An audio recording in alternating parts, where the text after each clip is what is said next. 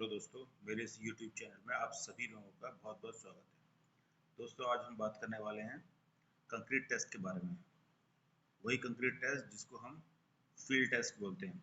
ये अक्सर इंटरव्यू में पूछा जाता है कि कंक्रीट का फील्ड टेस्ट कौन सा होता है। तो कंक्रीट का जो फील्ड टेस्ट होता है वो स्लम टेस्ट होता है। ठीक है, देखिए, ये हम आज शुरू करेंगे स्लम टेस्ट के बारे में। तो स्लम टेस्ट का जो एपरेटस है वो देखिए, इसमें ये हमारा क्या है, ये हमारा कोन है, ये हमारा, ठीक है ना, स्लम कोन। इसको हम स्लम कोन बोलते हैं। ठीक है, ये जो हमारी पतली सी लाइन है जिसके ऊपर ये स्लम कोन रखा है, ये हमारा मेटल प्लेट, इसके ऊपर हम कंक्रीट का रख के टेस्ट करते हैं। और ये जो हमारी ये लाइन है, ये क्या है, ये टैंपिंग रॉड है ये, ठीक है ना, इसको हम टैंपिंग रॉड बोलते हैं।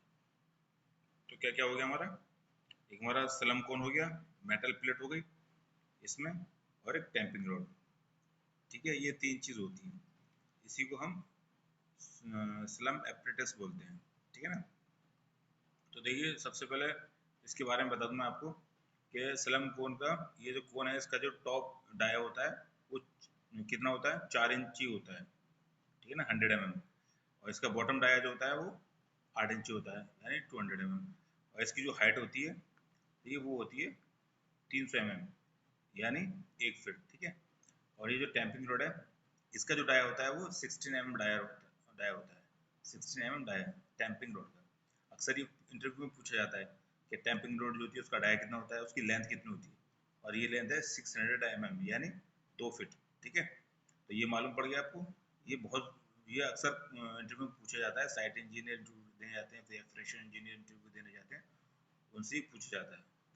ठीक है, और मैनेजर से भी कभी कभी पूछ लेते हैं कि भाई स्लम टेस्ट में इसकी रोड कितने डाया की होती है, ये कोन जो होता है उसका टॉप डाया कितना होता है, बॉटम डाया कितना होता है। ठीक है, तो देखिए, शुरू करते हैं।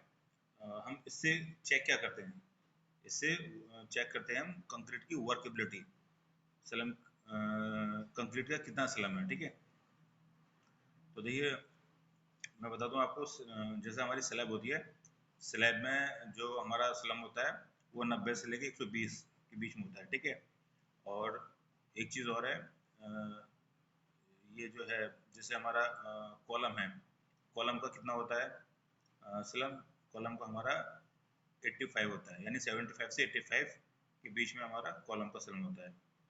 ऐसी ड्राफ्ट होती है, ड्राफ्ट का भी स्लम ऐसी होता है 120 130। पाइल का जो होता है वो 170 180 होता है।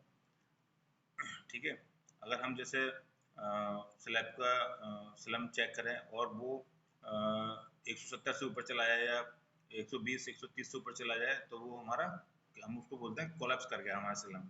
यानी वर्क केबिलिटी तो अच्छी है, लेकिन इसकी उसमें कोई स्ट्रेंथ नहीं है, पानी की मात्रा बहुत ज़्यादा हो गई उसके अंदर में, तो वो हमारा फिर कंक्रीट बेकार है वो। ठीक है ना, उसके अंदर कोई स्ट्रेंथ नहीं होगी कंक्रीट के अंदर में।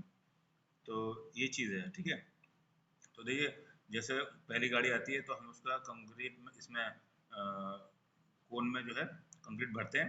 भरने के बाद में इस तरह से रखा जाता है। जब हम भरते हैं तो कोन को इस तरह से रखते हैं, इसके ऊपर से यहाँ से कंक्रीट डाल दी जाती है। और कंक्रीट भी कैसे डालते हैं, 3 लेयर में डालते हैं हम। 3 लेयर में इसको डिवाइड करते हैं हम। पहले लेयर में हम कंक्रीट जब डालते हैं, फर्स्ट लेयर में, तो इस रोड से 25 बार टैंपिंग की जाती है। 25 बार हम इसको इम्पैक्ट करते हैं उससे, इस रोड से। ठीक है, तो ऐसे दूसरी लेयर डालते हैं, दूसरी लेयर में भरते हैं हम। ठीक है, तो उसको फिर 25 बार उसको टैंपिंग करते हैं उसको। ऐसे 30 लेयर भरते हैं, 30 लेयर करते हैं टैंपिंग। ठीक है, करने के बाद में फिर ऊपर से इसको फिनिश कर देते हैं। और जो इसको इसको इधर से पकड़ कर निकालते हैं तो ये शेप आ जाती है।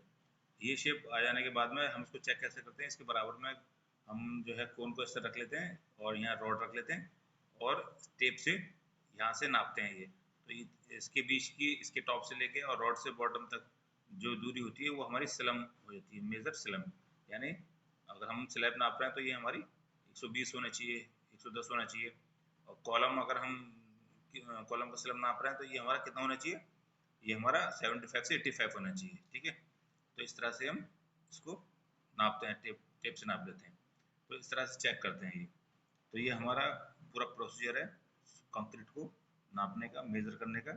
तो ये बहुत ज़रूरी है। ये कंक्रीट ज़्यादातर कभी भी कास्टिंग होती है तो हम इसी से हम जो है स्लम नापते हैं। ठीक है, तो कोई भी कुछ भी चीज़ अगर समझ में नहीं आई हो आप लोगों को, तो प्लीज़ ज़रूर कमेंट करें, ज़रूर पूछें, और हमारे चैनल को सब्सक्राइब करें, बेल आइकन के बटन को दबाएं, और जो है इसको ज़्यादा से ज़्यादा शेयर करें। तो चलिए अगली वीडियो में हम मिलते हैं आपसे। धन्यवाद।